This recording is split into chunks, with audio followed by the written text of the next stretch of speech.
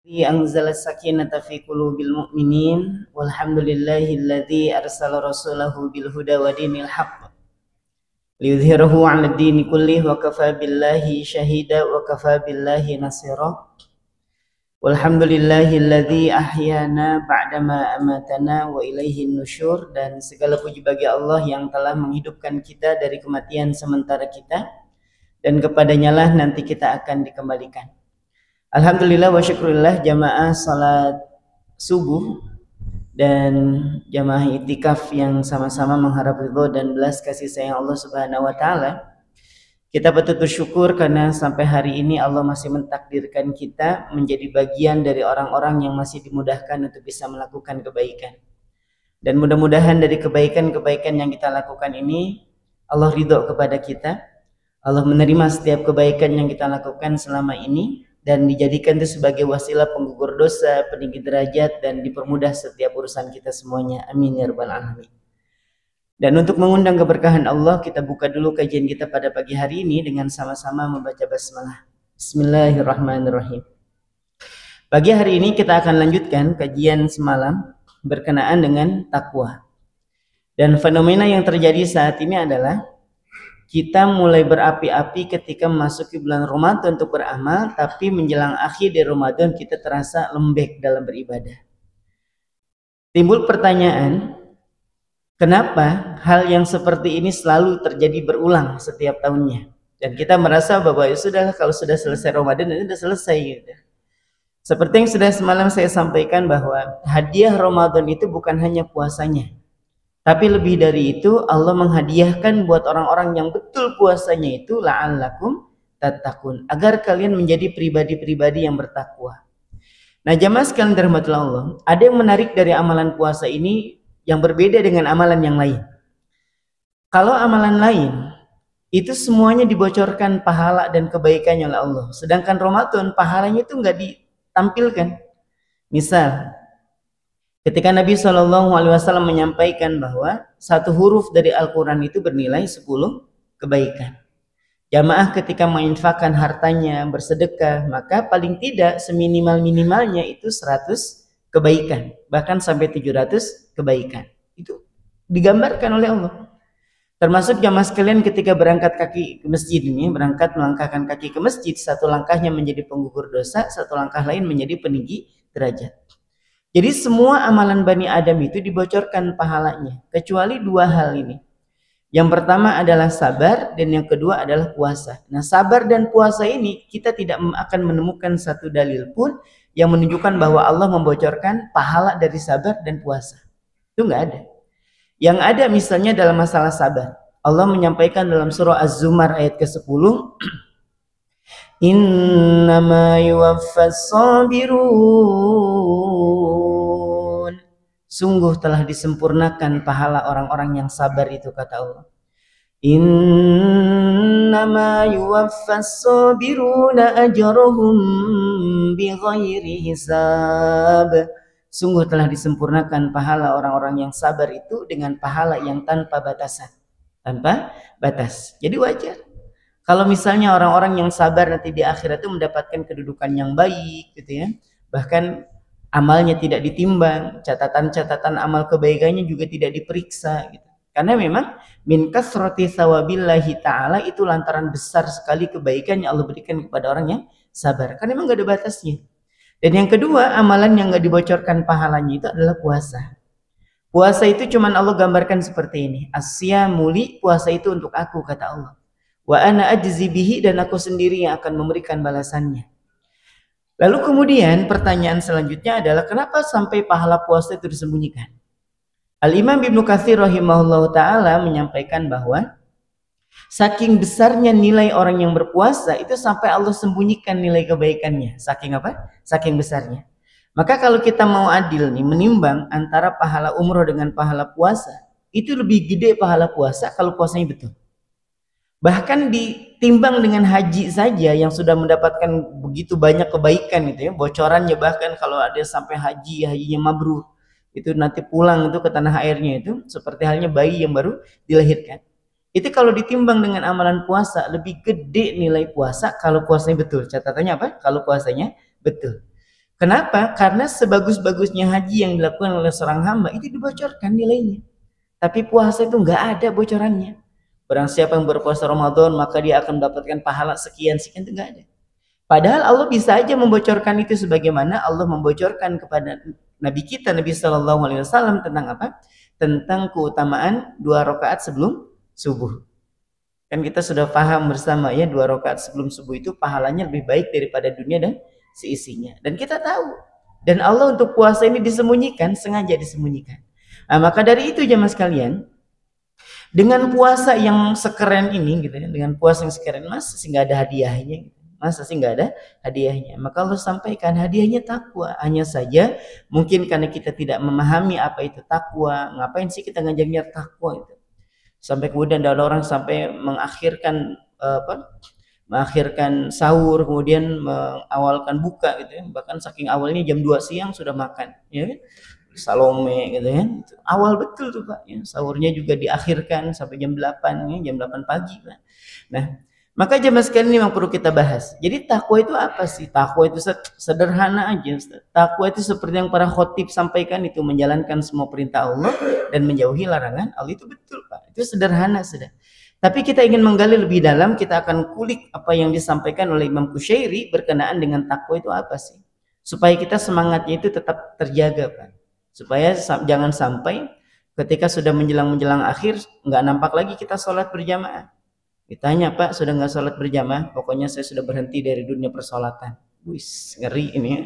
Dikirain yang pensiun itu dari dunia persilatan aja. Ini persolatan pensiun dia. Ya, males sudah, capek gitu. Nah, kita nggak pengen menjadi orang-orang yang seperti itu, semangat di awal, melempem di akhir. Jadi takwa itu jamaah sekalian, taknya adalah tawadu. Ya, tawadu. Allah ngajarin kita full di Ramadan itu menjadi pribadi-pribadi yang tawadu. Diajarin nggak di puasa? Diajarin, Pak. Misalnya nih ada orang pulang haji, jawab jujur Pak ya, kira-kira orang yang baru pulang haji itu masih dimungkinkan jadi orang sombong nggak Pak dengan hajinya? Dimungkinkan. Kalau ada orang misalnya habis sedekah dengan nominal yang besar, masih dimungkinkan buat sombong? Masih juga. Orang misalnya pulang umroh, beda Pak. Kalau ditanya orang umroh tuh beda dengan ditanya orang puasa. Kalau orang umroh tuh kalau ditanya, Bapak pulang umroh? Iya, suara saya sampai serak. Padahal nggak ada yang nanya suara dia serak atau enggak, ya kan? Di sana itu cuacanya ya Masya Allah, ya, nggak ada nanya juga sih kita ya, masalah cuaca kita nggak nanya, tapi dia cerita, biarin aja Pak, biarin. Nah, sampai ujungnya dia bilang iya. Jadi jawabannya panjang, sama kayak orang sedekah juga kalau ditanya panjang betul Pak jawabannya. Coba kalau puasa, ini saya kasih contoh ya, Bapak puasa hari ini? Jawab lain Jumatan ya. Kalau khotib nanya gitu ya, pas Jumatan gak usah dijawab. Ini lain Jumatan ya. Bapak puasa hari ini? Nah udah segitu aja kan. Belum pernah kita menemukan ada orang ditanya, kok puasa kah? Gak ngeliat kah mukaku pucat kayak gini? Tenggorokan kering gitu Pak ya. Susah buang air besar, sariawan gitu ya. Nah jemaah sekalian gak ada, itu biasa aja. Bahkan saking tawadunya orang puasa. Jadi tawadu itu artinya rendah hati, tidak sombong, tidak merasa diri lebih baik dari orang lain, dan tidak bangga dengan kebaikan sendiri. Itu namanya tawadu. Nah saking tawadunya orang yang puasa, itu nggak pernah kita melihat ada orang menampakkan diri kalau dia puasa. Ada nggak orang misalnya nih pergi ke masjid, misalnya pas lagi asar ngesot ya. Kenapa Pak ngesot? Puasa gitu ya. Itu jangan-jangan bukan lagi puasa, dia sedang menghadapi sakaratul maut ya. Jadi kalau ada orang ngesot ke masjid gara-gara puasa, kasih aja makan sekalian gitu ya. Karena mau waktunya berbuka buat dia. Dan kita nggak pernah tuh sengaja dilemes-lemesin kalau jalan, dimiring-miringin gitu. Ada nggak? Nggak ada, biar nampak puasa. Bahkan saking rahasianya puasa itu ya, saking tawadunya orang yang berpuasa itu, kita belum pernah menemukan ada orang yang bikin status tiap jam. Alhamdulillah bertahan sampai jam 9. Waduh ya. Nanti pas lagi adzan duhur, alhamdulillah ya Allah beduk pertama, itu nggak ada. Biasa aja gitu loh, biasa aja. Padahal tadi sudah saya sampaikan bahwa puasa itu punya nilai yang besar betul kalau puasa yang betul. Tapi tidak lantas menjadikan orang puasa itu sombong. Ada nggak orang yang sombong dengan puasanya? Nggak ada, biasa aja. Nggak ada tuh pas lagi akhir nanti nih, pas lebaran, aku loh puasanya 1 bulan, yang lain separuh mungkin ya, yang lain juga sebulan, biasa aja. Padahal nilai puasa itu gede. Tapi dengan nilai yang besar itu tidak lantas menjadikan kita menjadi orang yang sombong. Nah pertanyaannya, kenapa dengan puasa itu tidak membuat kita sombong? Karena Allah mendidik kita dalam puasa itu bukan sehari 2 hari, tapi 1 bulan full. Apa pelajaran yang bisa kita ambil? Apapun jenis kebaikannya, kalau sudah menjadi kebiasaan, maka perasaan ingin dilihat, ingin dipuji, ingin diapresiasi, merasa diri lebih baik itu hilang dengan sendirinya. Hilang dengan sendirinya. Kalau kebaikan itu sudah menjadi kebiasaan. Paham di sini ya? Nah, sama halnya misalnya ada orang nih, nggak pernahnya datang ke masjid bawa uang 100.000 mau masukin kotak infak. Itu baru kali pertama, Pak. Makanya bedanya sama orang yang biasa beda, Pak. Jadi kalau orang baru pertama kali ke masjid bawa uang 100.000, itu ngadepin kotak infak lama dia, Pak. Perang batin dulu. Masuk separuh, tarik lagi, ya. Udah tinggal sepertiga nih gitu ya, tarik lagi gitu. Sampai nanti temennya datang, Pak ngapain jatuh, astagfirullahaladzim, masya Allah tabarakallah gitu ya. Nah, karena baru pertama. Tapi kalau sudah jadi kebiasaan dia bersedekah, mau ada orang dia tetap sedekah, nggak ada orang dia tetap sedekah. Sama kayak jamaah sekalian yang suka baca Quran. Ada orang baca Quran, nggak ada orang tetap baca Quran karena sudah menjadi apa? Kebiasaan. Itulah gambaran tentang Ramadan, mendidik kita menjadi orang-orang yang tawadu, sekalipun dengan nilai puasa yang sebesar itu tidak lantas menjadikan kita orang-orang yang sombong. Kita tarik ke yang lain. Pak, Bapak kan suka bantu orang. Kenapa nggak sombong? Jangankan bantu orang. Orang puasa aja yang nilainya gede saja tidak membuat saya sombong. Pak, Bapak kan tiap tahun umroh. Kenapa nggak sombong? Ngapain sombong? Orang puasa aja yang gede nilainya tidak membuat saya sombong, apalagi hanya sebatas umroh. Gitu ya. Jadi kita ambil ke pelajaran-pelajaran yang lain. Intinya di Ramadan itu Allah ngajarin kita menjadi pribadi-pribadi yang baik. Nah, dari pribadi yang biasa melakukan kebaikan akhirnya jadi kebiasaan. Nah, kalau sudah biasa melakukan kebaikan, maka perasaan tinggi hati, pengen dipuji, merasa diri lebih baik itu hilang dengan sendirinya. Hilang dengan sendirinya. Ini makna dari apa? Tawadu, rendah hati. Yang kedua, jamaah sekalian, takwa itu qofnya adalah qanaah. Qanaah itu merasa cukup atas pemberian Allah. Nah, dikasih catatan walaupun sedikit kelihatannya. Jadi qanaah itu bukannya sebatas ya saya terima aja lah Ustaz, itu namanya ngeluh ya, atau pasrah gitu ya. Ya adanya segini Ustaz, mau diapain? Nah, itu namanya pasrah. Tapi qanaah itu alhamdulillah, cukup nggak cukup alhamdulillah. Apapun yang Allah kasih buat kita itu pasti cukup. Apa yang membuat nggak cukup itu nafsu. Diajarin nggak di Ramadan? Diajarin. Qanaah itu biasanya di awal-awal Ramadan ya. Bapak kalau sekarang itu sudah bukan masa yang puasa sudah nih. Udah menjalankan rutinitas biasa aja Pak ya, karena sudah masuk ke 26 sekarang ya. Udah 26 hari, udah biasa aja rasa-rasanya. Di awal itu Pak kerasa banget ya. Tapi kalau sampai hari ini masih kebiasaan seperti ini, maka kita nggak punya qanaah rasa-rasanya. Contoh, kalau awal-awal Ramadan gitu, awal Ramadan termasuk mungkin hari ini, kita ini kalau sudah lapar mata, didorong dengan lapar perut, pergi ke pasar Ramadan, kalap kita. Apa aja dibungkusin Pak, ini apa aja dibungkusin. Misalnya ada emak-emak datang ke pasar Ramadan, ini apa Bu? Lemper bungkus. Ini apa? Ote-ote isi udang, ambil. Ini tahu isi apa? Pokoknya isinya rahasia gitu ya. Pokoknya ambil gitu. Yang itu Bu, itu suami saya. Oh, jangan kalau yang itu Bu ya. Jadi apa aja pengen dibungkusin. Nah, akhirnya 5 item kita ambil. Dan setiap item itu 3 picis, kebayang nggak? 3 kali 5, 15. Satu kresek kita bawa pulang. Nah, pertanyaannya sederhana Pak. Azan berkumandang, Allahu Akbar, Allahu Akbar. Nah, kita mulai itu minum beberapa teguk air, kemudian makan 1 biji kurma. Nah, pertanyaan saya, ketika sudah itu dilakukan, masih nafsu nggak dengan yang 15 ini? Enggak, biasa aja. Itulah dunia jemaah sekalian. Dunia itu seperti itu gambarannya. Biasanya kita sudah ngambil 1 aja nih gorengan, itu udah selesai gitu. Kita mau nambah 2, ketiga ya udah biasa aja Pak. Itulah dunia. Makanya tolong dicatat baik-baik bahwa dunia itu punya satu sifat Pak. Apa sifatnya? Kalau kita ingin merasakan nikmatnya dunia yang 100%, itu cuma di 2 tempat Pak. 1 ketika pertama kali mendapatkannya, dan yang kedua ketika tidak berlebihan. Jadi nikmatnya dunia itu bisa kita rasakan 100% nikmatnya cuma di dua tempat. 1 ketika pertama kali mendapatkannya, dan yang kedua ketika tidak berlebihan. Contohnya, saat pertama kali mendapatkannya, Bapak ingat nggak awal-awal mungkin pas naik pesawat? Ya, ini kan rata-rata usianya 25-30 Pak ya, rata-rata nih. Ini Bapak aja masih 34 ya, jalan ya, Masya Allah. Muda-muda di Nurul Haq ini ya. Tempat lain loh Pak yang itikaf tuh 40 ke atas. Di sini 25 30 ya rata-rata ya. Nih. Nah, jemaah sekalian, masih ingat nggak waktu pertama kali naik pesawat? Itu apa aja difotoin Pak, apalagi generasi Gen Z itu ya, generasi milenial tuh. Apa aja difotoin dari mulai tiket, lorong pesawat, satpam bandara, pokoknya difotoin semuanya. Untuk menunjukkan, nih saya terbang gitu loh. Aku mau naik pesawat gitu. Mungkin menurut sebagian orang norak, bukan norak. Dia sedang menikmati nikmatnya dunia yang 100%. Kalau orang baru naik pesawat Pak, dari mulai take off sampai landing itu nggak tidur Pak. Saya jamin itu. Jadi kalau baru pertama kali naik pesawat itu dari mulai take off sampai landing nggak tidur dia, ngapain?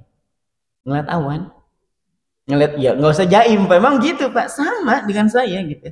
Bahkan kalau orang nih baru naik pesawat pas turbulence aja, turbulence udah goyang pesawat dia bisa menikmati. Tapi kalau kita yang sudah biasa naik pesawat pas turbulence langsung ingat apa? Ingat mati atau ingat Allah? Jujur aja dulu Pak. Pas lagi goyang itu langsung ingat Allah atau ingat mati? Mati, jujur aja Pak. Ingat Allah, Allah ya. Paling ingat mati Pak. Kalau sudah selesai buktinya selesai juga zikirnya. Astagfirullahaladzim, astagfirullahaladzim. Pas sudah berhenti itu ya udah. Kembali lagi ke setelan awal, gibah lagi Pak ya.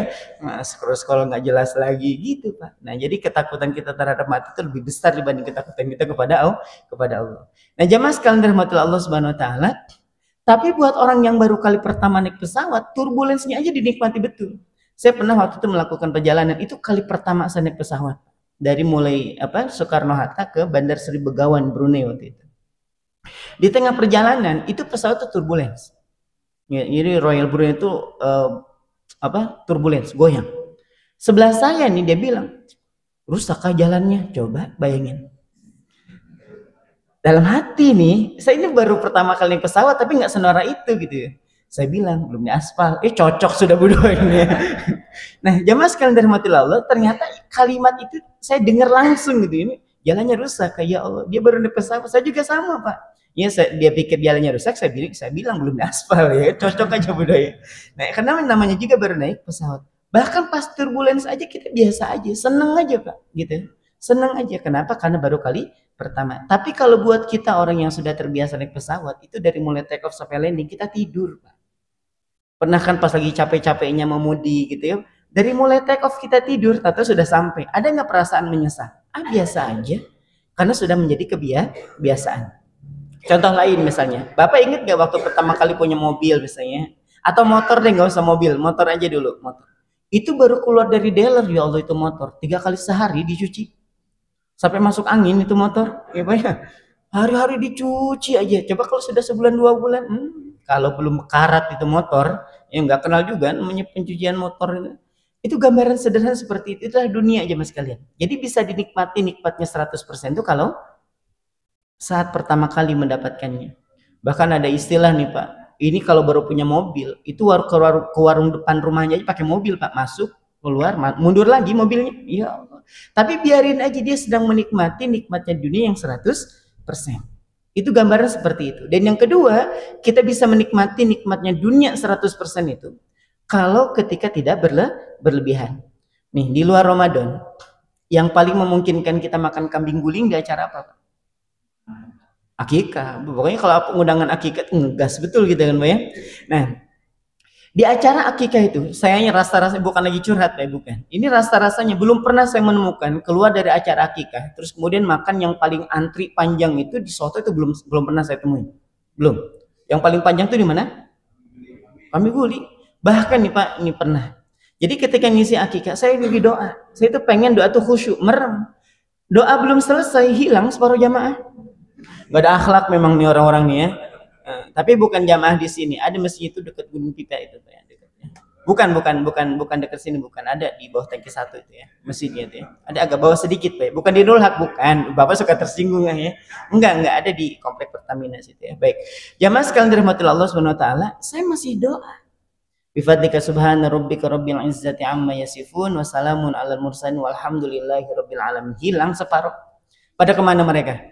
Antri kambing guling, coba, parah memang, ini nggak ada akhlak memang ini saatnya. Nah, tapi kita pernah merasakan itu. Kita antri panjang gitu Pak ya, terus sudah giliran kita ambil piring, kita ambil lontong, ada chefnya biasanya Pak ya, ada kokinya. Dituang tuh kambing guling. Bapak pernah ngitungin nggak Pak? Nggak pernah ya? Saya pernah ngitungin 13. Ya Allah, saya bilang ya enak banget tapi 13. Saya mau bilang nambah yang antri masih panjang, wah ya kan jaim juga gitu ya kan. Tapi percayalah bahwa itu adalah kambing guling ternikmat yang bisa kita nikmati walaupun sedikit. Karena dunia itu sifatnya seperti itu. Sekiranya nih Bapak punya duit. Baik, kalau saya lihat wajah-wajah Bapak ini wajah-wajah yang bingung cara ngabisin duit, Pak ya. Kelihatan, Pak. Bapak tuh saya kan Bapak yang milih itikaf tuh karena capek ngitungin duit di rumah, Pak. Ya kan? Makanya ikut itikaf biar istirahat dari ngitung duit. Nah, nanti pulang dari sini ngitung duit lagi. Gitu aja kerjanya, Pak ya. Nah, misalnya Bapak punya duit nih sama Ibu. Bilang aja sama chefnya, "Chef, sore bisa nggak diantar kambing guling?" Bapak siapin 3 juta sampai 3,5. Itu jadi itu barang. Dikirim sore Pak ke rumah. Nah, pertanyaan saya, kambing guling yang cuman kita nikmati berlima di rumah, yang 1 ekor full itu, jadinya enak atau enak? Enak Pak, itulah dunia. Justru gitu ya, kambing guling yang ada di tempat akikah sekalipun sedikit, nikmatnya Masya Allah. Bahkan saking nikmatnya itu kambing guling, kalau ada yang nyangkut, kita keluarin, kita panasin. Enggak segitunya juga Ustaz. Itu gambaran saking nikmatnya gitu. Apa? Saking nikmatnya. Tapi jujur enak banget Pak ya, sekalipun sedikit. Itulah dunia Pak. Jangan pernah membayangkan bahwa dengan banyaknya kita menikmati nikmat dunia itu makin bertambah gitu. Enggak, nikmat dunia itu turun. Bapak makan sekali enak, tambah aja sekali lagi, biasa aja. Atau 3 kali, bukan enak tapi apa? Enak, itulah dunia Pak. Dan Allah ajarin kita saat puasa. Kalian lapar nggak? Lapar ya Allah. Coba makan. Makan 1 butir kurma, coba minum nih beberapa teguk. Minum. Selesai. Jadi sisanya dikemanain? Dibuang. Nah masalahnya kita hari ini adalah kita sudah masuk ke hari 26 misalnya hari ini. Terus kita masih punya sifat-sifat model kayak gini nih. Setiap kali beli selalu berlebih, tapi ujung-ujungnya yang dimakan cuma separuh, sisanya dibuang. Maka berlakulah innal mubadzirina kanu ikhwanasyayatin. Bahwa sesungguhnya sifat mubazir itu adalah temannya setan kelakuannya gitu. Jadi kalau di awal-awal mungkin masih lapar mata, masih lapar perut. Tapi kalau sampai hari 26 masih kayak gini modelannya, gak dapat qanaah kita ini. Diajarin sama Allah, udah dunia itu semakin dinikmati, bukan semakin bertambah, kok semakin berkurang nilainya. Apapun itu Pak. Bapak misalnya atau Bapak dan Ibu dan juga ada yang masih muda-muda gitu kan. Baru pertama kali jalan misalnya ke Jogja. Orang tuh pada berburu foto di mana ada yang jalan Malioboro.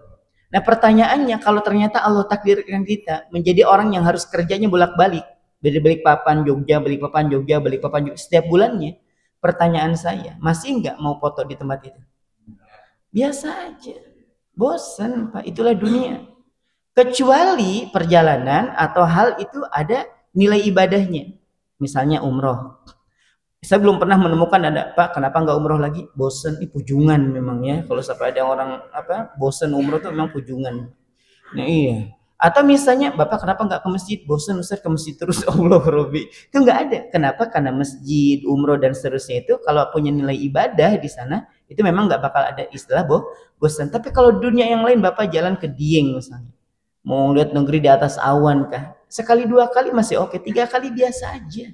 Itulah dunia. Jadi semakin dinikmati bukan semakin bertambah nilainya tapi semakin turun. Itulah. Jadi kalau kita hari ini menikmati sedikit, dinikmatin betul itu Pak. Jadi nikmati betul kenapa? Karena dunia itu bisa dirasakan nikmatnya 100% kalau di awal dan ketika tidak berlebihan. Gitu Pak ya. Termasuk istri juga gitu Pak. Ya, istri juga gitu. Pokoknya Bapak istri 1 itu disyukuri. Masya Allah. Jadi jangan berpikir Ustaz kalau punya 4, kalau motifnya itu agak lain, dunia itu ada bosannya Pak. Dunia itu apa? Ada. Tapi kalau niatannya ibadah nih Bapak dengan saat itu bisa istiqomah dengan yang satu pasangan, itu nilainya bahkan lebih baik ya Mas kalian. Lebih apa? Lebih baik. Nah, baik. Selanjutnya jamaah sekalian itu yang namanya apa? Qanaah, merasa cukup atas pemberian Allah sekalipun sedikit. Nah biasanya orang yang qanaah itu gitu ya, kalau dia sudah punya sifat qanaah, itu perasaan-perasaan ingin menguasai yang lain, pengen ikut-ikutan tren yang lain dan sebagainya itu hilang biasa aja jadinya. Nah, kalau orang yang nggak punya qanaah itu ya Allah, rumahnya masih bagus, tetangganya renov ikut renov, tetangganya bikin kanopi dia bikin kanopi, tetangganya bikin garasi mobil dia bikin, padahal nggak punya mobil. Ya, pokoknya tetangganya bikin apapun ikut aja. Tetangganya bikin kolam renang, ribut si istri, ayah pokoknya minggu depan kita bikin kolam renang. Tapi kan ibu nggak bisa berenang, pokoknya bikin aja buat bebek, gitu ya. Pokoknya nggak mau ngelihat orang tuh lebih bahagia dari dia. Itu nggak pernah merasa cukup. Nah biasanya kalau sudah terjangkit semacam seperti ini nih, nggak punya qanaah, biasanya hutangnya banyak. Ya biasanya hutangnya banyak karena kaidahnya gini Pak. Kalau hanya untuk memenuhi kebutuhan itu pasti sudah cukup. Karena inna khalaqna kulla syai'in biqadar. Sesungguhnya kami itu menciptakan segala sesuatu dengan takarannya. Gak mungkin berlebih, gak mungkin kurang. Nah yang membuat kita kurang terus itu apa? Nafsu. Gitu ya. Nah di puasa itu dikondisikan nafsunya. Yang ketiga, takwa itu hurufnya kan ta, qaf, waw. Nah wawunya apa? Wawunya adalah waro. Waro itu hati. Ramadan itu jamaah sekalian, itu cuma satu-satunya bulan yang mengkondisikan kita jadi orang baik. Serius ini Pak, ya Pak ya. Jadi yang satu-satunya bulan yang mengkondisikan kita jadi orang baik itu di Ramadan Pak. Di Ramadan. Di luar Ramadan ya Allah, mudah banget lisan ini ngomong-ngomong kasar itu. Dasar ANJING kambing. Dasar kamu BABA BEB sapi misalnya. Itu biasa aja Pak di luar Ramadan. Tapi pas di Ramadan itu Masya Allah, keplesetnya aja baca Yasin. Bayang nggak ya? Jadi pas lagi di tengah jalannya kagetnya aja baca tabarok Pak ya. Pas ada yang tabrakan jugir. Tabarakalladzi biyadihil mulk. Masya pas Ramadan. Pas keluar Ramadan balik lagi Pak. Jadi admin lambe turah gitu ya. Ada aja. Nah di Ramadan itu, di luar Ramadan Masya Allah. Kalau udah gibah dari pagi ketemu pagi, bayangin coba. Tapi kalau pas lagi Ramadan diajak gibah aja istighfar Pak. Coba tanya ibu-ibu ya Bu ya. Bu, baik kita tutup pengajian kita pada dijawab Ibu. Ya, halo Bu, ada ya. Ibu-ibu, bukan cuma ibu-ibu, Ustaz, yang laki juga sama Bu, yang laki juga sama. Kalau udah gibah, nggak kenal waktu juga Pak ya. Nah jamaah sekalian dirahmatillah Allah. Kalau di luar Ramadan, kalau sudah gibah, udah dahsyat betul gibahnya. Tapi kalau pas lagi Ramadan diajak gibah itu istighfar. Misalnya, Pok, tahu nggak kemarin yang pengajian yang nggak matching bajunya itu? Sudah nah kita lagi puasa kan bisa habis maghrib ya geser aja waktunya ya kan. Disangkanya kalau gibahnya siang itu dosanya 100%, kalau udah buka diskon 30 gitu ya. Ini kebanyakan berburu diskon tuh model gini Pak ya. Nah jamaah sekalian sama halnya dengan ini kejadiannya 2 tahun yang lalu. Ini balik papan, Bapak tahu nggak cerita ini? Tahun yang lalu saya cerita gini, tahun kemarin, nah berarti tahun ini sudah 2 tahun yang lalu kejadiannya. Balik papan nih Pak. Jadi ada satu masjid lagi ngadain buka bersama. Bapak tahu sendiri kalau buka bersama ada hidangan beratnya. Makin ramai nggak jamaah? Oh makin ramai Pak, paling diumumin Pak ya. Diumumin siang-siang lagi jam 12 siang gitu kan. Para warga sekalian insya Allah nanti sore kita akan buka bersama dengan menu utamanya tongseng dan kambing guling. Rame Pak. Rame ceritanya. Nah jadi ceritanya ada jamaah itu mau wudhu. Dia menemukan ada orang tuh masuk ke toilet bawa kotak infak. Itu lagi rame-ramenya orang, bayangin loh Pak. Namanya juga buka bersama yang ada hidangan beratnya. Akhirnya ditungguin Pak, dilaporin ke pengurusnya datang. Nah pas dia keluar betul di dalam toilet itu ada kotak amal, ada kotak infak. Dipegang nih orang. Lagian pengurusnya juga nanya aneh-aneh. Dia bilang gini, ini loh rame, kok nekat-nekat kamu nyuri, kenapa nggak siang? Coba. Kan kalau memang bener ini Pak Nurul Haq model kayak gini yang rame kayak gini siang sepi Pak ya kan, kenapa nggak siang? Dia bilang Pak enggak Pak, siang saya puasa. Coba siang saya puasa, kebayang nggak? Itu saking baiknya orang, dia walaupun dia buruk nih kelakuannya tapi dia paham dengan mencuri itu bisa merusak puasanya. Jadi pas lagi puasa itu orang itu dikondisikan betul jadi orang-orang baik gitu. Yang gibah digeser waktunya ya kan, dia yang diajak karaoke nunggu malam ya kan. Tapi nggak ada di sini Pak ya. Ada member yang punya LC? Iya ya. Gak usah nunduk Pak jadi tertuduh gitu ya. Gak usah nunduk, biasa aja ngadep sini ya. Nah jamaah sekalian rahmatillah Allah Subhanahu Wa Taala. Bahkan saking baiknya Ramadan nih, coba lihat tuh. Warung makan aja nggak ada yang buka Pak siang-siang. Kecuali bagian kakinya. Ya. Tutup ya, tutupnya bukan cuma pakai kaca lagi, coba bayangin. Saking pokoknya baik betul Ramadan itu ya. Mendidik orang tuh jadi orang-orang yang baik tuh seperti itu. Nah jamaah sekalian dirahmati Allah Subhanahu Wa Taala, kita ini gitu ya, Kita bisa mengambil pelajaran dari tadi yang sudah saya sampaikan, kayak pencuri gitu kan, dia nunggu waktu maghrib, nunggu waktu berbuka, sama dengan orang yang gibah juga menanti setelah berbuka karena mereka takut merusak nilai puasanya. Jadi Ramadan itu mendidik kita menjadi orang yang baik. Kenapa sampai waro itu menjadi pembahasan yang penting dalam masalah takwa? Waro itu kehati-hatian kita. Contoh nih, kita buka sekarang jam berapa? Jam 6:24 ya, kalau nggak salah ya, 24. Sekalipun nih Bapak sudah melihat jadwal imsakiyah jam 6:24. HP menunjukkan jam 6:24. Saya yakin Bapak nggak berani nekat langsung minum kan? Kadang masih ntar nunggu azan.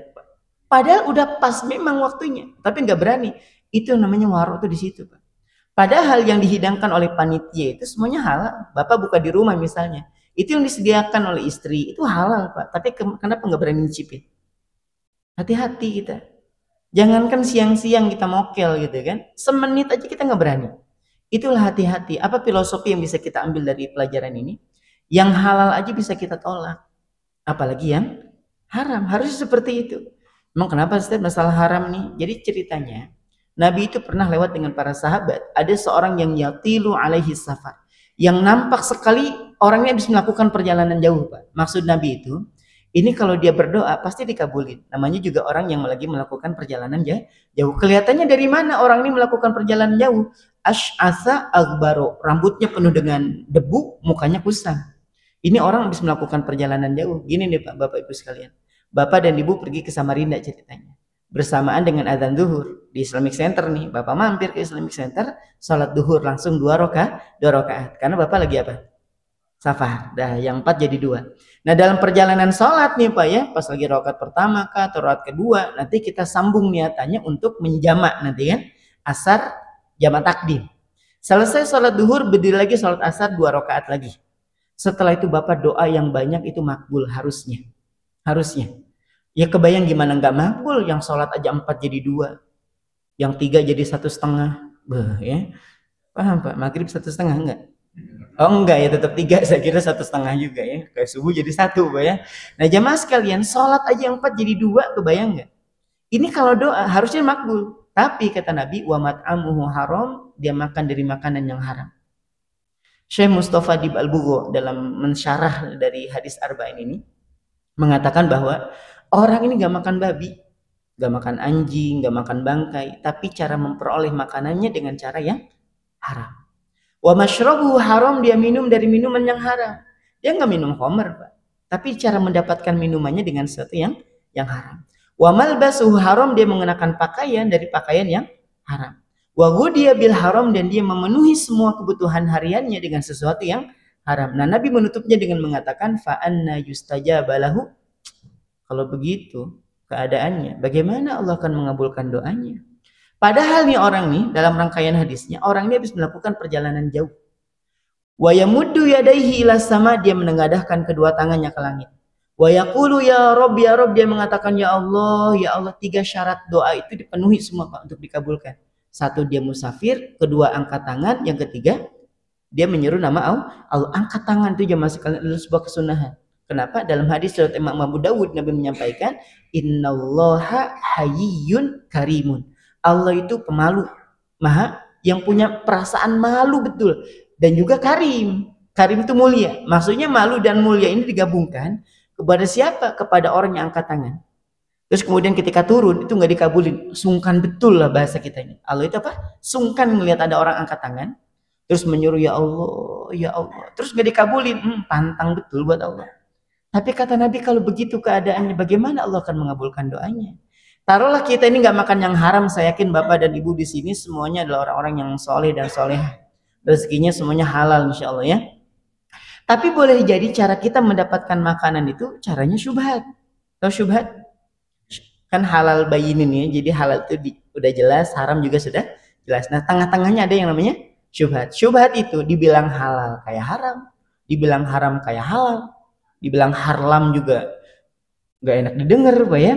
Pokoknya tengah-tengah aja. Contohnya gimana? Misalnya nih ibu ngelihat ada penjual mangga, udah ditulis itu 1 kilo 30.000. Datang nih, berapa nih bang? 30.000 sekilo. 10.000 ya sekilo. Ya Allah, 30 taruh 10.000. Kalau saya yang jualan saya pulang tuh Pak. ya serius saya pulang betul ya. Tapi namanya penjual udah kuat mental ya, kata penjual belum dapat Bu, ya sudah 15 ya, belum dapat ya Bu modalnya. Emang modalnya berapa sih Bang? 23, ya sudah saya beli modalnya. Coba bayangin, nekat betul dia nawar. Nah, karena si abang ini udah nggak mau ribut sudah nih, udahlah Bu, daripada ribut udah bawa aja. Tapi kalau ibu nih merasa bangga karena sudah menawar sampai 23.000 yang harusnya 30.000, tapi muka si penjual yang nggak enak dilihat. Nah ini sekalipun ibu sudah bayar, sekalipun uang itu sudah diterima oleh penjual, tetap barang ini jadinya apa? Syubhat. Karena sudah diterima. Tapi kalau sampai penjual bilang kayak gini Bu, sebenarnya aku nggak ridho loh Bu, cuma ambil aja sudah daripada ribut. Dia sempat mengucapkan kata nggak ridho, sekalipun ibu udah bayar, bapak udah bayar, dia sudah terima bayarannya, maka mangga ini statusnya apa? Haram. Kok bisa haram Ustadz? Ingat, salah satu rukun dalam jual beli itu apa? Antarodin, harus sama-sama ridho, nggak main-main kan. Oke lah syubhat misalnya, kita bawa ke rumah nih yang syubhat ini, kita kasih ke anak yang lagi ngafal Quran, kita kasih ke orang tua yang lagi minta kesembuhan, kita kasih ke istri yang lagi doa, ya Allah titipkan kepada kami rezeki yang halal juga berkah. Mentah semua, mentah, doanya itu mentah gitu Pak. Bukan Allah nggak dengar, tapi diabaikan gitu aja. Kenapa? Karena bersentuhan dengan sesuatu yang haram. Yang syubhat aja ada nggak masalahnya? Ada Pak. Misalnya kan bentar lagi Lebaran Bu ya. Ibu udah beli baju Bu? Bu, udah beli baju? Udah, oh ya, ayah yang jawab ya. Ayah udah beli baju ya. Nah, jadi aman, namanya bisa itikaf ya. Nah, jamaah sekalian dirahmatillah Allah, nawar baju juga sama. Nanti ada nge-share di grup, ayah Bun, masih ada waktu nih Bu buat kapelan untuk masalah warna dan apa dan ukuran bisa custom misalnya. 500.000 untuk tiga potong untuk anak, untuk suami dan istri. Ditawar 200. Parah memang nih ya. 500 ditawar 200. Nah, karena udah saudaraan nih, tetanggaan lama ya. Pernah datang ke rumah tuh, Ustadz, saya gimana ya hukumnya? Kenapa Bu? Saya pernah ngejual, kayak itu dibilang nggak ridho, tapi saya sudah terima uangnya, tapi saya bilang ridho juga kayak kurang ikhlas. Ibu kalau sampai ibu nggak ridho, itu baju jadi haram. Tapi kalau ibu misalnya kurang ikhlas aja lah, kurang ikhlas ya, bukan nggak ridho ya, kayak masih mangkal aja karena ibu jual harga modal, itu baju jadi syubhat. Ibu ikhlasin aja sudah. Emang kenapa saya kalau syubhat? Nah, jelasin nih. Jadi kalau sampai baju itu kita berhasil tawar, sekalipun dengan harga yang lebih miring, Pak ya, gara-gara mungkin tetangga kita nggak enak sama kita, akhirnya dikasih harga modal, kita dapat harga modal. Itu baju syubhat. Nah, kata Imam Hasan Al Basri, pakaian yang bercampur dengan syubhat ini susah diajak melakukan kebaikannya, Pak. Jadi kalau baju nih, baju syubhat bukan haram, bukan baju syubhat, ya, yang nawarnya terlalu sadis gitu kan, itu diajak melakukan kebaikannya berat. Dibawa baca Quran, baca 1 halaman, nguapnya 5 halaman. Namanya? Dibawa taklim tidur. Ada yang tidur? Ya. Ya bukan berarti yang tidur syubhat bajunya, Pak. Bapak suka seuzon, ya. Kalau yang ngantuk ya ngantuk namanya ya. Kalau tidur ngantuk, bukan syubhat bajunya. Bapak suka seuzon, ya. Nah, dibawa pengajian nggak masuk ilmunya. Dibawa sholat nggak bisa khusyuk. Paham di sini ya? Jadi dibawa sholat tuh nggak bisa khusyuk, dibawa ngaji nggak bisa banyak, dibawa pengajian nggak masuk ilmunya, gitu. Dibawa pengajian malah ngobrol sendiri, gitu. Itu gambaran, ya bukan gambaran bajunya syubhat juga Pak ya, tapi itu gambarnya seperti itu. Susah diajak melakukan kebaikan, maka perlu hati-hati nih. Syukur-syukur nih Pak. Dulu banget ini 2000 berapa waktu itu saya dapat ya. Seorang saya berkata gini, kalian kalau pengen mendapatkan harga terbaik dan baju itu dimungkinkan dapat berkahnya, 1, kalian puji Allah dulu. Saya bilang apa hubungannya? Allah itu innallaha jamilun. Allah itu maha indah. Yuhibbul jamal. Allah itu mencintai betul keindahan. Nah, ketika kita ngelihat baju nih atau apapun itu ya yang buat kita tuh tertarik banget, puji Allah, masya Allah. Cakep banget nih baju nih Allah, gitu ya. Puji Allahnya. Nah yang kedua, sampaikan aja kepada pedagangnya dengan doa-doa kebaikan. Bukan modus, bukan. Bang, saya nggak bisa nawar. Tapi kalau abang ngasih harga yang baik, mudah-mudahan jualannya berkah. Mudah-mudahan banyak yang datang ke sini. Mudah-mudahan abang sehat dan seterusnya. Doain yang baik-baik Pak. Dikasih nanti kita harga misalnya dari 300 jadi 275. Walaupun ujung-ujungnya kita tetap kasih 300, terus dia bilang, Bang kembalian enggak, ambil aja Pak. Ya Allah, tadi kan nawar, nggak apa-apa, ambil aja. Ini baju ini dimungkinkan berkahnya. Dibawa sholat bisa khusyuk, dibawa ngaji bisa banyak, dibawa pengajian juga mudah masuk, nggak ada hambatan. Gitu ya, belajar Pak. Ya belajar. Jadi jangan sampai menawar terlalu sadis sehingga membuat kita bangga dengan tawaran itu, tapi ternyata baju makanan tuh nggak ada berkahnya, gitu ya. Baik, bukan berarti setelah ini nggak pada nawar boleh-boleh aja Pak, tapi saya lihat wajah-wajah jamaah Masjid Nurul Haq ini masya Allah. Berapa nih Bu? 300, 500 boleh? Bodoh ya gitu ya. Gitu gambarnya itu Masjid Nurul Haq gitu Pak, jamaahnya mau kayak gitu Pak. Orang dibilang ke sini aja gara-gara bosan hitung duit ya Pak ya. Baik, jamaah sekalian dirahmati Allah Subhanahu wa taala, itu gambaran tentang baju yang syubhat, makanan yang syubhat, apalagi yang haram. Yang haram itu bukan masalah nanti sampai ke akhirat di nerakanya Pak, bukan cuma itu. Dia menghalangi pengabulan doa. Gitu ya, khawatir kita sedang mendoakan anak, ya Allah jadikan anak saya yang soleh. Tapi mentah semuanya, mental gitu, gara-gara apa? Ada yang bercampur dengan sesuatu yang haram atau syubhat. Pelan-pelan Pak dari sekarang. Ya pelan-pelan belajar untuk tidak terlalu menawar dengan cara yang sadis, Pak ya. Baik. Ini yang keberapa? Yang ketiga, yaitu warok, sikap hati-hati. Diajarin nggak di puasa? Diajarin betul Pak. Orang yang halal aja kita nggak berani nyicip, apalagi yang haram. Maka cukupkan diri dengan sesuatu yang halal aja sudah cukup ya.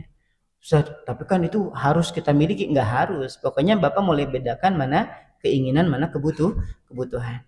Nah boleh jadi nih Ustaz, kalau kita misalnya nih kalau ada keinginan kayak gitu, kayak kebutuhan, istikharah lah ya, istikharah. Nah kemudian yang terakhir, yang keempat, takwa itu kan susunan huruf akhirnya ya. Nah ya-nya apa? Yakinun, yaitu perasaan yakin atas apa? Atas semua ketentuan Allah itu pasti baik. Mungkin di awal-awal Ramadan kita nyangka bahwa Allah puasa lagi ya, nggak bisa makan siang lagi, nggak bisa ngopi lagi, itu di awal-awal.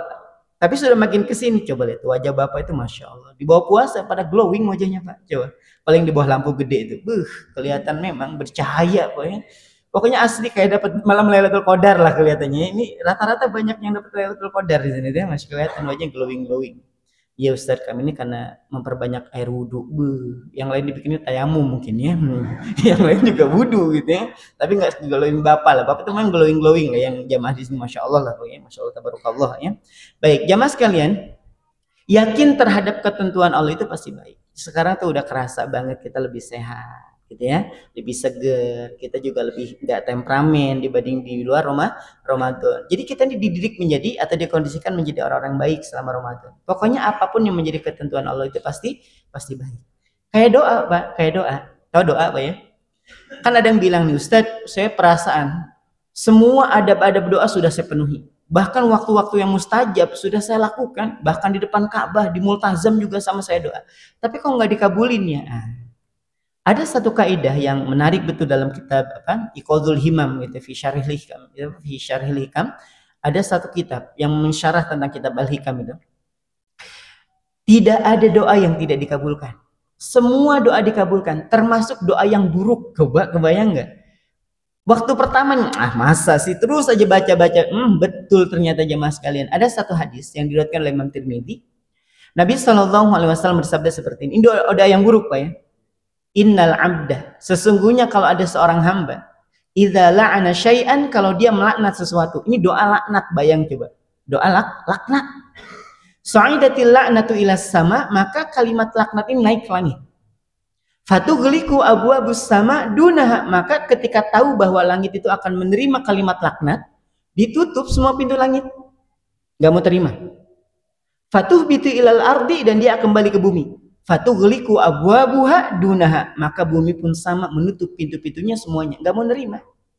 Kalimat laknat ini diucapkan oleh seorang, kemudian naik ke langit nggak diterima, turun ke bumi nggak diterima. Kemana dia? Muter-muter Pak di atas muka bumi. Jadi Nabi menyampaikan, yaminan wa shimalan, dia ke kanan, ke kiri, ke kanan, ke kiri, manise dan seterusnya gitu Pak ya. Pokoknya doa ini nggak jelas Pak, muter-muter.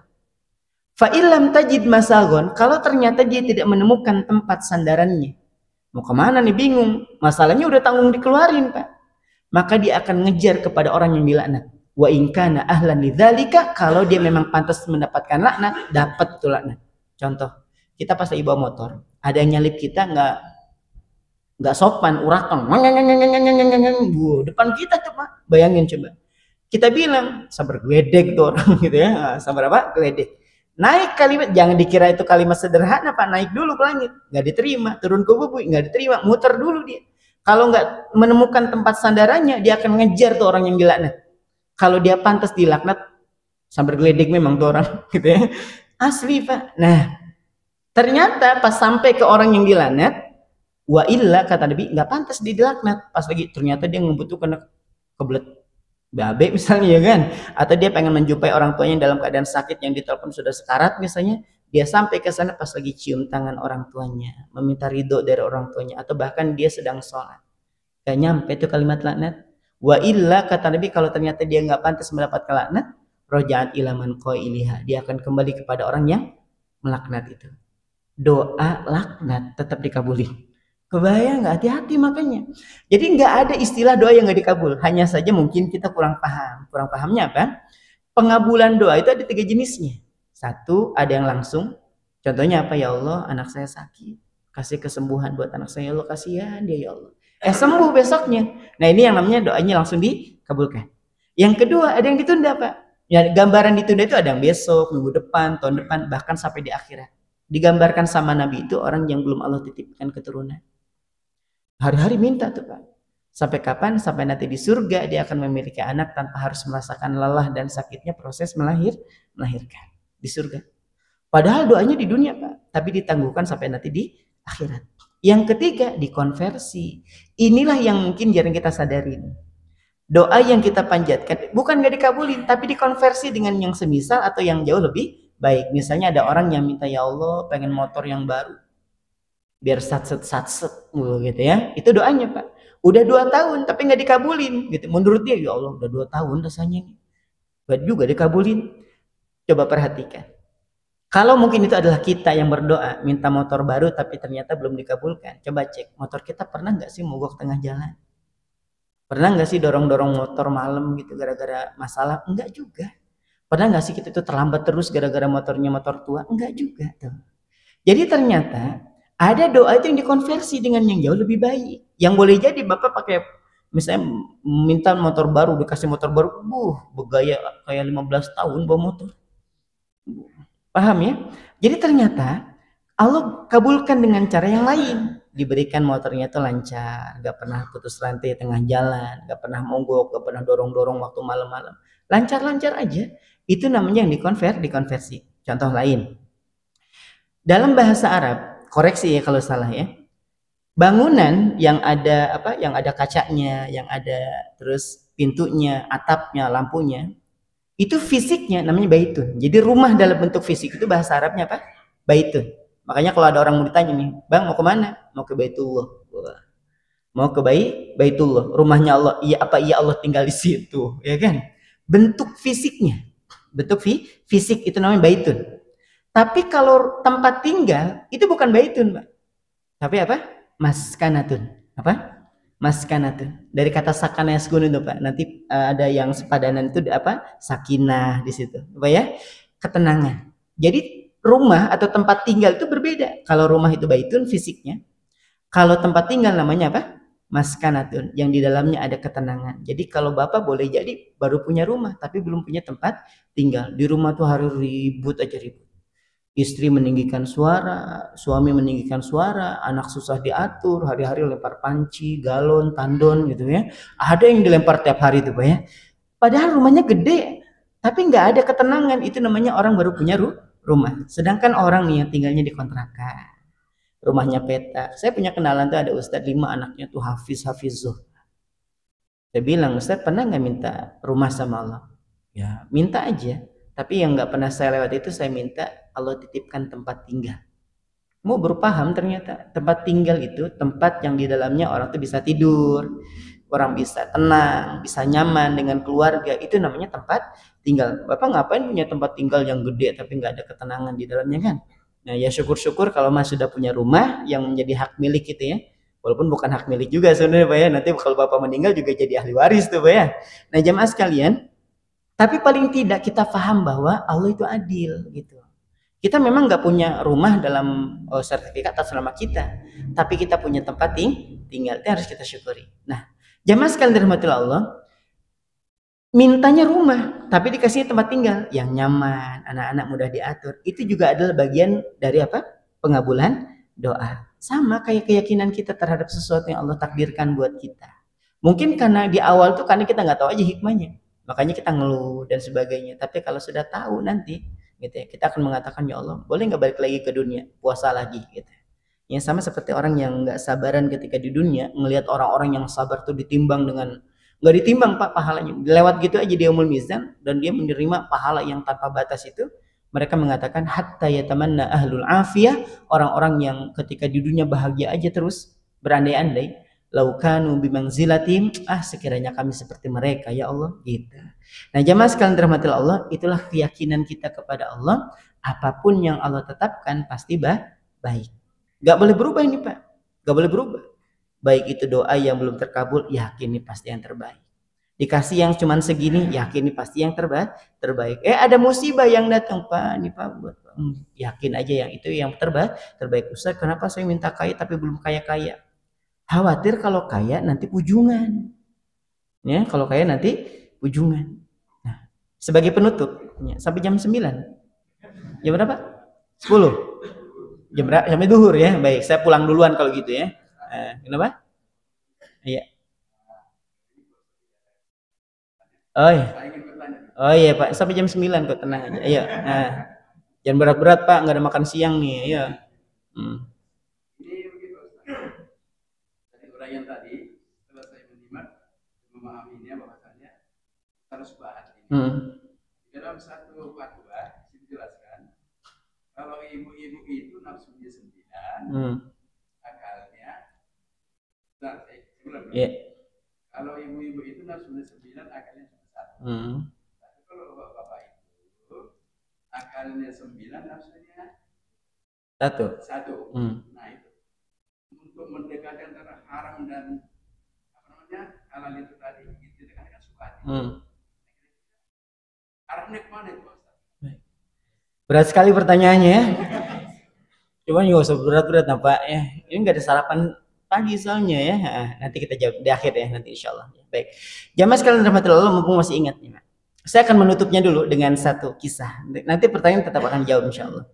Saya akan menutupnya dengan satu kisah gini. Mudah-mudahan ini juga kisah bisa menjawab pertanyaan Bapak. Ada yang nelpon ke rumah, Ustadz, kami mau ke rumah. Saya bilang saya masih di luar. Kapan saya di rumah? Saya bilang siang insya Allah ada. Ustadz, parkir mobil bisa nggak? Ya Allah Pak, di tempat kami tuh, tempat kontrakan sekarang ini ya, rumah sekarang itu, jalan depan tuh 2 mobil papasan aja aman gitu. Dia bilang, oh ya sudah, nanti saya bawa kendaraannya. Saya pikir ya Allah, ini orang sampai nanya bisa masuk mobil tuh, saya pikir mau buat tronton ya. Masuk, masya Allah. Saya bilang Pak, Bapak kalau parkir sini saya dimaki-maki orang. Saya bilang gede betul mobilnya, Pak, betul memang gede mobilnya. Tapi Bapak naik ke atas, nanti di atas ada lapangan ya, tanah yang masih di clearing, proses clearing nih, nanti naik aja ke atas. Betul ya, dia nyampe ke rumah. Istrinya itu nggak ada ngomong sama dia, nangis dari mulai ketemu dan sampai akhir tuh nangis aja istrinya Pak. Nah suami bilang gini, Ustadz, boleh nggak saya minta sama Allah? Ya saya bilang memang minta sama Allah Pak. Ustadz, boleh nggak saya minta miskin lagi sama Allah? Kebayang nggak? Seumur umur saya baru kali ini nemuin orang model kayak gini. Bapak kalau mau doa kayak gini silahkan aja Pak. Siapa tahu Bapak udah bosan kaya Pak ya. Atau ibu mungkin ya Allah miskinkan kembali saya. Siapa tahu udah bosan kaya Pak, pengen miskin lagi. Coba aja nih kayak gini nih. Saya bilang seumur umur baru kali ini ya ada orang tuh curhat ya Allah pengen dimiskinkan lagi. Saya bilang kenapa Pak? Cerita ya Ustadz, dulu kami tinggal di kontrakan. Pas tinggal di kontrakan itu Ustadz, saya rasa-rasa nggak pernah sholat kecuali di masjid. Pas dikontrakan, Bapak tahu sendirilah kalau kontrakan tuh nggak mungkin dekat-dekat masjid Pak. Jadi kalau udah ada rumahan, nanti kalau tanah kosong tempat agak jauh baru dibikin kontrakan. Nggak ada deket-deket kontrakan tuh nggak ada. Nah bahkan kalau pas hujan bawa payung tuh saya bilang ya Allah, sekiranya nanti ada uang pengen punya mobil supaya tidak ada alasan untuk tidak sholat berjamaah waktu belum punya mobil. Bahkan kami biasa Ustaz sholat tahajud dengan istri di kamar itu sampai doa ya Allah mudah-mudahan nanti kalau punya rumah ada AC-nya di kamar. Biar apa? Biar bisa sholat tahajud tiap malam. Waktu belum punya rumah. Allah takdirkan dia menjadi orang yang rezekinya lancar, gitu kan? Karirnya juga bagus, usahanya juga jalan. Dan saya nggak pernah ke masjid, Ustaz. Bayang ya, dan saya nggak pernah ke masjid. Makanya boleh nggak Ustaz saya minta miskin lagi kayak dulu? Nah, saya bilang Pak, Allah itu ngasih ujian kepada kita itu 2 modelnya. Ada 2. Jangan pernah mengira bahwa ujian itu cuma hal-hal yang tidak menyenangkan Pak. Coba lihat dalam surah Al-Anbiya ayat ke-35 itu. Allah menyampaikan dalam surah Al-Anbiya ayat ke-35, kullu nafsin dha'iqatul maut. Setiap yang bernyawa pasti akan mati. Wa nabluukum bisyarri wal khairi fitnah. Dan kami akan uji kamu sekalian itu dengan sesuatu yang menyenangkan dan dengan sesuatu yang tidak menyenangkan. Dua ujiannya, Pak. Ada yang menyenangkan, ada yang tidak menyenangkan. Wa ilaina turja'un. Dan kepada kamilah nanti kalian akan dikembalikan. Dan Imam Ibnu Katsir menyampaikan, yang akan kembali itu bukan cuma ruhnya kita, tapi balasan atas kesabaran dan syukurnya kita menghadapi dua ujian ini. Dan kita kalau boleh jujur, itu mudah lulus kalau diuji dengan sesuatu yang tidak menyenangkan, Pak. Ibu dan bapak dikasih sakit, dekat betul sama Allah.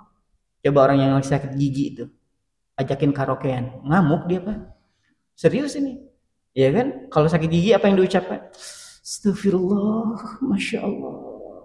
La haula wala quwata illa billah. Pas sakit, ya. Coba pas selesai, gibah lagi. Ya, karaokean lagi gitu. Nah, itu gambarannya, Pak. Kita tuh mudah lolos kalau diuji dengan sesuatu yang tidak menyenangkan. Nah, dikasih ujian yang menyenangkan, kalah. Waktu masih belum punya rumah, dikasih ujian seperti itu, rajin ke masjid. Dikasih ujian yang menyenangkan, nggak ke masjid. Pernah datang ke rumahnya, ya Allah Pak, itu rumah sama masjid, ngesot aja nyampe. Tau ngesot? Ngesot aja nyampe, Pak. Waktu izin ke toilet, ya Allah, itu AC-nya yang dia dulu doa. Itu rasa-rasanya bukan cuman di kamar, bukan di ruang tamu, di WC aja ada AC-nya gitu ya, saking dingin betul tuh rumah. Coba, apakah lantas membuat dia ke masjid dengan jarak yang ya dari sini ke depan itu kelihatan, ngesot aja nyampe ke masjid? Nggak juga ke masjid. Jadi ternyata orang itu ada yang diuji dengan sesuatu yang menyenangkan, nggak lolos. Nah, sama halnya dengan kita hari ini, kita yakin aja dulu, kita hari ini belum punya rumah yang besar tapi masih ke masjid. Rumah kita jauh tapi masih sempat ke masjid. Udah disyukuri aja, mau ngontrak kayak, mau rumahnya kecil kayak. Bapak misalnya berpikir bahwa kalau rumah saya dekat sama masjid, Ustaz, tiap hari ke masjid. Belum tentu, belum. Kenapa saya selalu on time datang ke Masjid Roha? Kalau pas prinsip pengajian ini. Karena jauh, Pak. Coba kalau dekat, mungkin pas komat saya baru datang, ya kan? Mungkin pas sudah selesai subuhan saya baru datang masuk sini kan. Karena jauh itu, karena jauh. Bisa dipahami ya. Jadi udah dinikmati aja, yakin aja apapun yang selalu tentukan pada kita hari ini, maka diterimakan. Karena yakin saja bahwa yang mungkin kita nggak tahu hikmahnya, nanti juga akan Allah kasih hikmah itu ya buat kita semuanya. Baik. Nah, terkait pertanyaan tadi, sebenarnya saya nggak tahu tuh Pak, ya masalah akalnya 9, terus kemudian nafsunya 1. Saya belum paham sebenarnya Pak ya. Tapi tolong disampaikan kepada para istri kita, karena istri kita itu kan tanggung jawab kita. Jadi kalau pas nawar, ajarin kepada istri. Walaupun nanti ya saya yakin Bapak, saya yakin nggak takut sama istri Pak ya. Bapak pasti berani lah sama istri. Cuman istrinya lebih berani dari Bapak ya kan. Nah, takut istri. Nah, jamaah sekalian dirahmati Allah Subhanahu wa taala, sampaikan masalah yang kayak baju atau pernak-pernik yang ada di rumah. Bu, ini dibutuhkan nggak? Kalau yang dibutuhkan beli. Anu kok ayah, nanti bisa. Nah, kalau masih nanti aja belinya. Gitu ya. Biasanya agak merengut Pak ya kan. Bapak nggak usah pusing kalau istri Bapak merengut. Bawa aja ke toko emas, selesai itu. Ya, Ibu pilih mau yang mana? Bu, langsung cerah lagi tuh Pak. Jadi sampaikan bahwa yang kita butuhkan kita beli. Yang belum nggak usah dulu deh gitu, atau kita sabarin dulu, seperti itu Pak ya. Karena yang tadi saya nggak tahu, saya belum tahu ya, yang tadi 91 saya pernah dengar, cuman saya belum tahu jawabannya. Wallahu a'lam bishawab. Mungkin yang bisa disampaikan buat jamaah sekalian, insyaallah ketemu lagi di lain waktu dan kesempatan. Ada lagi yang lain? Nggak ada Pak, nggak ada sarapannya. Baik, kita tutup aja sudah ya. Kita sama-sama berdoa, mudah-mudahan yang sakit hari ini Allah sembuhkan, yang punya urusan Allah mudahkan urusannya. Allah terima semua kebaikan yang kita lakukan selama Ramadan sebagai amal soleh yang akan memberatkan timbangan kebaikan kita di akhirat. Allahumma sholli wa sallim ala nabiyyina Muhammadin fil awwalin wal akhirin. Wa barik wa sallim wa radiyallahu ta'ala an kulli sahabati Rasulillahi ajma'in. Hamdan syakirin, hamdan na'imin, hamdan yuwafi ni'amahu wa yukafi'u mazidah. Ya Rabbana lakal hamdu kama yanbaghi li jalali wajhikal karim wa 'azimi sultanik. Rabbana auzi'na an nashkura ni'mataka allati an'amta 'alaina wa 'ala walidina wa an na'mala salihan tardah wa adkhilna bi rahmatika fi 'ibadikas salihin. Allahumma innaka 'afuwun tuhibbul 'afwa fa'fu 'anna. Allahumma innaka 'afuwun tuhibbul 'afwa fa'fu 'anna. Allahumma innaka 'afuwun karim tuhibbul 'afwa fa'fu 'anna ya karim.